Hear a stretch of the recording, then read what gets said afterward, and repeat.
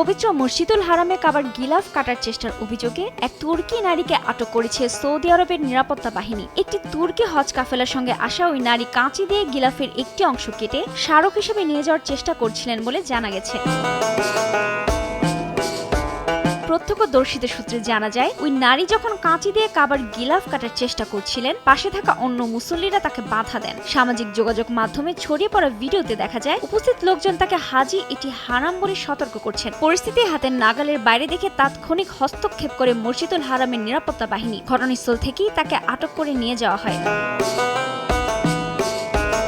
প্রাথমিকভাবে সামাজিক যোগাযোগ মাধ্যমে দাবি করা হয়েছিল যে ওই নারী মিশরীয় নাগরিক। তবে ঘটনার পর সামাজিক যোগাযোগ মাধ্যমে ওই নারীর পরিচয় নিয়ে বিভ্রান্তি দেখা দেয়। কেউ কেউ তাকে মিশরের নাগরিক বলেও দাবি করলেও ঘটনাস্থলে থাকা এক প্রতিবেদক নিশ্চিত করেছেন তিনি তুরস্কের নাগরিক এবং একটি তুর্কি হজ দলের সদস্য। ফলে ভিন্ন দাবিগুলোর ভিত্তিহীন বলে প্রমাণ হয়েছে।